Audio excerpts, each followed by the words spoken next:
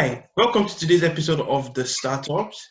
Here with us again is Deshen and Yushini. They were with us on the last episode when we were talking about Business Enablement Toolbox. It's an amazing episode. If you've not watched it yet, please go ahead and watch it on our channel. I think you'll be really inspired. They've already given us a good understanding of their background and what has inspired them as entrepreneurs. So without further ado, let's bring them right on. Hi, Deshen. Hi, Yushini. How are you guys doing today? Well, thanks. Thanks for having us back. It's amazing. Thank you for coming back. I mean, the feedback that we've gotten from the last episode has been really amazing. We have had a lot of inspired entrepreneurs. So thank you so much for sharing the insight that you shared in the last episode.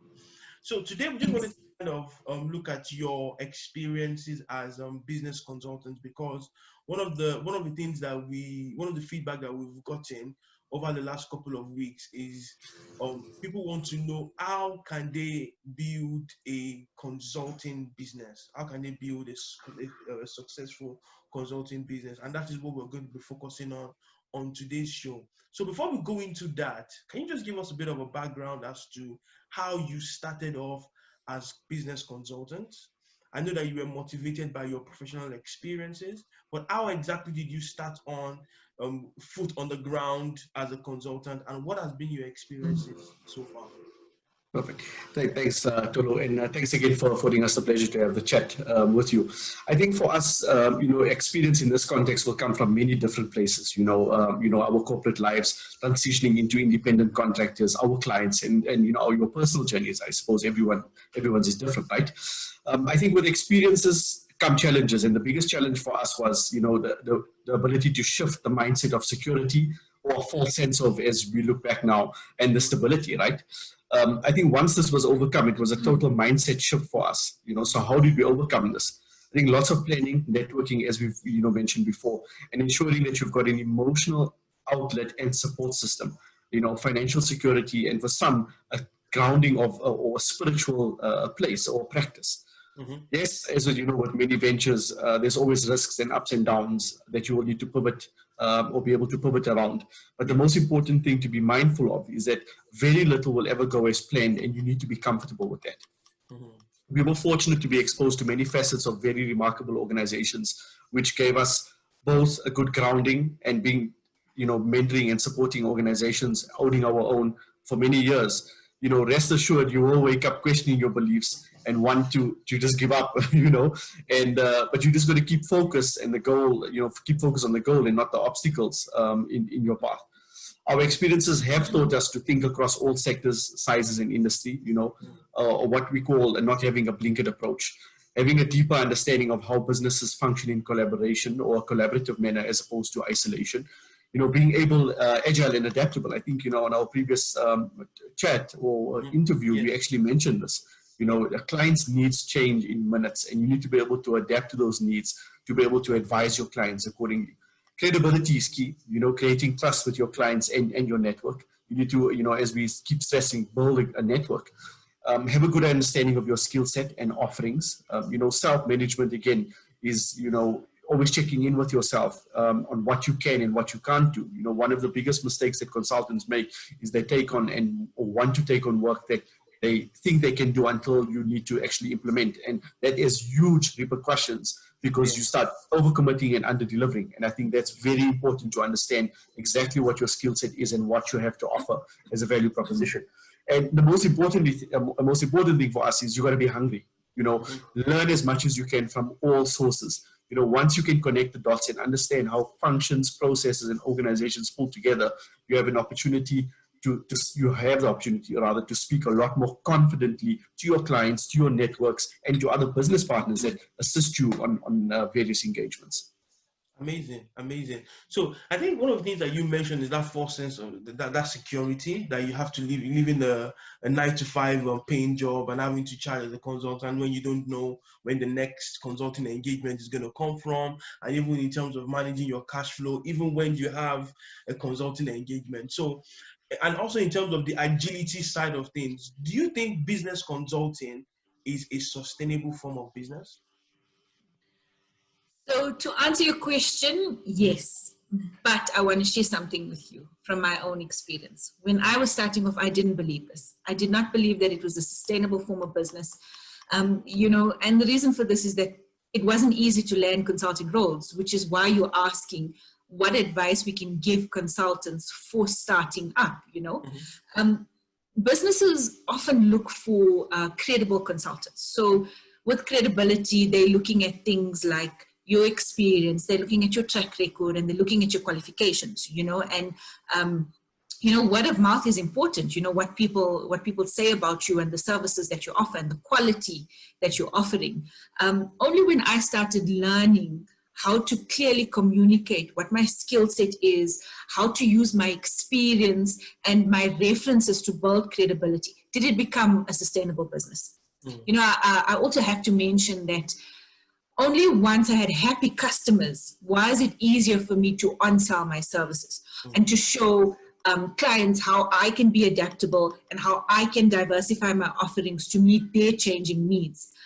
Was it easier to talk about the work that I've done and have those clients give me references and on-sell my services to other clients, which then created business for me. You know, in the reality of the current economic environment that we're operating, you have to be relevant to a client, right? So you and your services as a consultant need to be relevant. Amazing. So some of the things that you've mentioned in terms of your fears of actually getting into consulting itself and leaving a stable job, did you both make the decision together? So did you take the step simultaneously, or did one take the step first and then the other came to join when it was a bit more sustainable? So our roles as entrepreneurs happened while we were still in corporate jobs, right? We made mention to it in our previous conversation. Yes. So we were both business owners, business mentors, and independent consultants while we were still in corporate roles. Okay.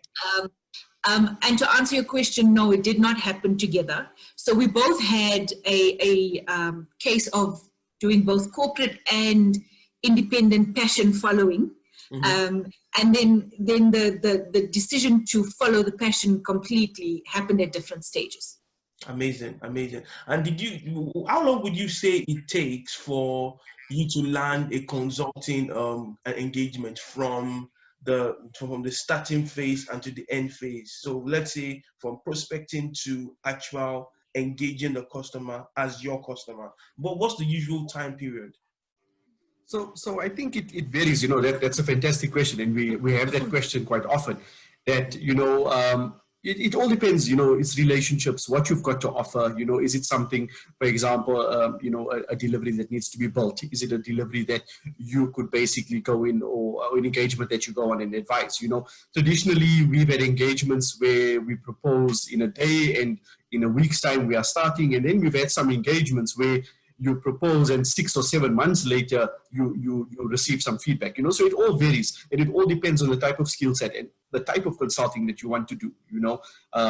If it's a lot more specialized, a lot more technical, you know, there is a bit of a longer turnaround time, you know, as opposed to being an advisor to a client and then you know, forming a relationship for further consulting engagements. That's how we usually do a lot of our engagements, is that we first you know, our advisors, and then we work together with you to start looking and identifying any potential gaps or any you know, pitfalls, as they say, within the organization. And that's how our consulting work actually you know, is derived.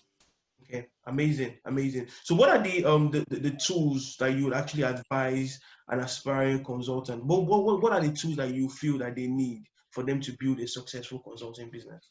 So I think for us, tools, you know, it's twofold, right? You know, this could either be, you know, from the knowledge that you actually acquired through your years of experience, you know, either with businesses or your corporate life or your studies, your friends, family, all those sorts of things. Or it could be things that are intangible, right? And, you know, examples of both of these would be, you know, what we call a knowledge bank or a good source of information. You know, having the credibility or the testimonial. So usually alluded to it that, you know, you got to keep your clients happy. And once they're happy, you're able to use that as your platform to build your business and for you to do a lot less selling because of the credibility you would have gained through all your interactions and the delivery on your previous engagements. For us, it's also important, we have networks of people who could assist in strengthening our offerings, as well as networks of people that we have that we could pass on work to. Being in the consulting world has really taught us that to be successful, you've got to be collaborative. You can't do everything yourself. And, as I mentioned, I think as you touched on earlier on, around the money management is essential, right? Because you're not always guaranteed an income. So you've got to make sure that you are saving and you are budgeting and you are not overrunning any costs on your engagements. You've got to also be looking for, on-selling and annuity income opportunities with clients. But in saying that, it's providing maximum value to them. Once you can demonstrate the value that you can add to a client, you actually don't need to sell anything to them because they already see that intrinsic or value that you're providing, and it just becomes so much easier to walk the journey with your clients. You've got to be skilled at building relationships. Having good relationships can be the reason for growing your network and client base, as I've mentioned. I think that also lends to business development. I think one of the things that's not just business consultants, but even the entrepreneurs as a whole, the face is how do you engage with business development without being salesy, without being too pushy, without being too forceful. They want to do business development in a very savvy way. I think it's something that you've already alluded to in some of the answers that you have given. But how do you create a structured business development plan that would kind of lead to a good stream of business into your company? Okay, so from personal experience, some of the stuff that we've done to create a sound business development plan for us that doesn't sound too salesy is you've got to get social. There's so much information on social media. Having your eyes and ears in the right place, on the right platforms, in the right groups, gives you an opportunity to read the market and to test your own thinking. When people share about what they're looking for and the type of work that's available, it gives you an opportunity to go in and say, I'd like to propose. Something that we also learned was about memberships, and some of the work that we're doing globally. We find that businesses mention quite often that the chambers and the forums and the memberships that they have purchased, and the accesses that they have, these chambers actually give them databases of information. So once you have that, you can start sifting through the information and looking for opportunities for yourself. I also found that networking events are a great place to meet new people and to find potential clients. Now, with the way things have shifted in the environment that we're operating in, there's online networking events, which makes it a lot easier for you to do more of. And don't underestimate the value of meeting new people that you may not necessarily need now, or you may not be able to bring into your network of skills right now, but somewhere down the line, you will definitely be able to tap into that network of people that you met at a point in time, And I think we often undersell the value of our social systems. So your previous colleagues, your previous clients, your family, your friends, these are people that also have access to networks. Once you can tap into this, you are able to unsell your services, or somebody could just by chance, mention that, hi, I'm Tolu, and Tolu, has a consulting business, and this is what he specializes in. It makes it easier for you to unsell your services and to actually tap into a network or base that you may not have necessarily thought actually exists. And something that Dishane is really good at is, talking to people. He's able to strike a conversation with almost anybody, and you never know who the person is that you're next to in a grocery store or at a gas station or even in line collecting food, Being able to talk to people allows you to get to know people and to get a different source of information around what's needed, you know, a different industry that you may not have even considered, you know, tapping into. You never know where you're going to find your next client. Indeed, indeed. So it's all about being human, right? About being staying in tune with the human side of business development. Absolutely, Yeah. absolutely. Mm-hmm. You can't underestimate the value of the human touch in the consulting environment. Yeah, because that's what it's all about, right? It's all a matter of trust. Like people always say, business is not personal. I think that is the most incorrect phrase I've ever heard, Absolutely. because business is always personal. In fact, it cannot be anything else but personal. Because if I'm trusting you with my business, I'm trusting you with a part of myself as well. So definitely. So in terms of that lens to pricing, how then did you create, given the fluidity and some form of uncertainty when it comes to consulting, running a consulting business, how would you price a consulting engagement? So I think that, you know, another good question, Tolu. You know, I think when you can understand and clearly communicate what your value proposition is, and what you're offering and how this will solve the client's problem, you know, in our experience, this is 50% of your problem solved. You know, the remaining 50% would come in on, you know, for, is it once off? Is it, you know, the duration of the engagement? Is it a repeat business? You know, obviously if it's repeat businesses, for example, you need to be able to relax your pricing. You know, you don't want to lose work because of not being able to come in at a better price for clients, but at the same time, you don't want to discount the value that you bring to the businesses. And I think this conversation becomes a lot easier, you know, as I mentioned earlier, when you're able to articulate this value proposition and what you can actually be doing and the value that can be derived for your clients. You know, if you're dealing, you know, with a first-time engagement, you know, your client doesn't know what to expect, right? So maybe in this instance, you know, what you'd want to possibly do is provide something of free or something of value add to actually build this relationship and, you know, like you said, the trust around this. So I think that's very, very important, because some of the things that I've noticed, especially someone that's also led a consulting firm myself, when you start talking to businesses about business consulting, the first thing they think of is, I don't have a budget for that. And the reason why is because they feel that consultants always charge a lot of money for something that you already know.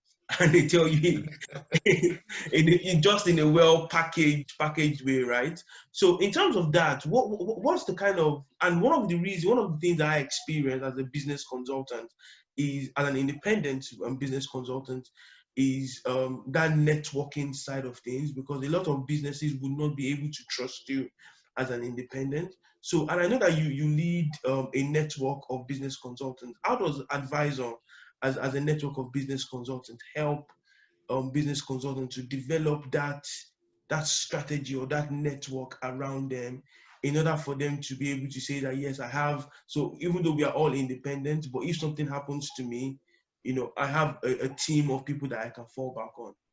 Yes. So I think, you know, I think it's important to let's, you know, take a step back, and I think let me unpack what Advisor is, you know, and then we can look at what that support would look like for independent consultants through the Advisor network. So Advisor is, you know, our latest development, and is, you know, the world's first applied intelligence software supported by direct human advisory, and that's our Advisor Inc. consulting business or team. You know, Advisor is uniquely positioned to support SMEs in any sector or industry, with turnovers above $5 billion, who are obviously, you know, looking for next level of performance for growth, transformation, and sustainability in their businesses.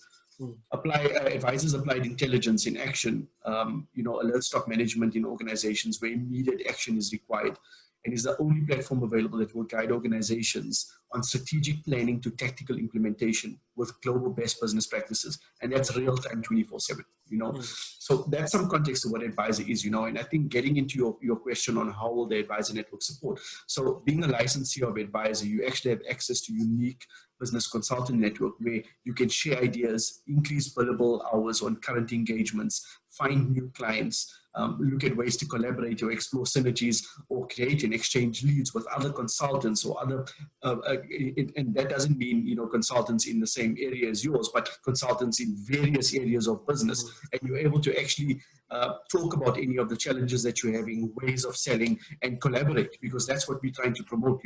We've spoken about BET on our previous episode, and BET collaborates in a very different way. And what we're trying to foster in the consulting environment is collaboration, because very often, as consultants, you have the mindset that another consultant comes in as your competitor, but it could actually be your greatest ally. So that's what sort of the value proposition of the advisor and the advisor consulting network entails. So is it a case where, for example, a business consultant may go and then bring a deal in, or to do business development and then share it across the network? Is that one of the offerings that you offer? So that is, that could be part of it, if you are able to not deliver on some of the aspects of the project. But what Advisor further teaches consultants is how to articulate this value proposition that they're offering, and the ability to on-sell based on the applied intelligence of the platform. And once business owners actually go through this journey with or clients, as we'd call them in the consultant shoe, go through the journey of advisor, they're able to find and identify pitfalls that they're currently facing in their organization, and use the consultant, or as the licensee, as we call them, to actually assist them in rectifying this based on global best business practice. So advisor acts as the tool that would do the diagnostic for you, and the consultant, or the human advisory element, is the element that would actually deliver on rectifying these for the organizations. So it's actually a tool that the consultants would use to work hand in hand with their specialities, or what they provide, and what the platform is providing, and what the client actually needs based on their inputs. So it's a very intimate relationship, and a very powerful diagnostic, which takes you down from a strategic 30,000 feet level to a tactical level, to understand exactly what's happening on the ground of your organization, back to 30,000 feet to again look at how you've been addressing this and whether you've been successful or not. Amazing. So Shen and Ushini, do you have any final tips for business consultants out there, or aspiring business consultants? What do they need to do today to start? So look, your success as a consultant is really just your mindset. If you are able to choose quality over quantity, you can build credibility. Lots of people, they know about the iceberg principle and theory, where you see the things above the water level, and then there's the stuff below the water level. The stuff below the water level, like your resilience, like your motivation, like your drive, your commitment. And we spoke about it earlier on, the human element, the empathy that you are able to display and, grapple with and wrap your head around. Those are the things that will actually drive your ability to see you as a successful consultant, And I cannot stress enough that success really is a mindset, and you've got to get comfortable with being uncomfortable, because you'll never know everything. You'll never be able to, do everything at an engagement. So you've got to build your consultancy based on trust. When you can clearly articulate to your client that you don't necessarily know everything, but you are open to finding out, they see you as human. And they see you as somebody that they can trust because you are honest, and you don't necessarily have to be outright and saying, I don't know. There are other ways to communicate that you will look into it, or that you will find out and you'll get back to them. But the more you're honest and the more you're authentically you as an individual, the easier it is for you to be successful. Amazing. Thank you so much on both for joining us again on today's program. I think you've heard it all. The key thing is for you to take advantage of the information that has been provided. An advisor kind of helps you to build that network and framework support around you, so that it gives you that toolbox that you can act on immediately and start providing immediate value to your consulting engagement. So please do take advantage of this, and don't forget, success is a mindset. It's all about being human. It's all about being honest. It's all about being focused on quality. Until the next time on the Startup Show. See you soon. Thank you. Thank you.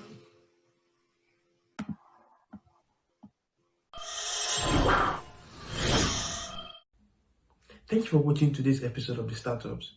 It is my hope that has been both inspiring and insightful. Here at the Startups, we are committed to helping you to build successful and sustainable businesses that will provide the jobs for the future. This is why we are proud of our partnership with the Business Enablement Tool. It is a digital business consultant that helps you provide the ongoing support that you need to build a successful business. We're also committed to helping you to raise the capital that you need to actually take the first step to start your business. And that is why we are proud of our partnership with Transit Loan and the government-backed startup loan to help you to raise up to £25,000 in startup capital. For more information on this, please see the description below. To stay connected with us, please like, comment, and subscribe to our channel. Please also hit the notification icon, the bell, so that you can always get notified once a new startup show comes out. Till next time, see you next week.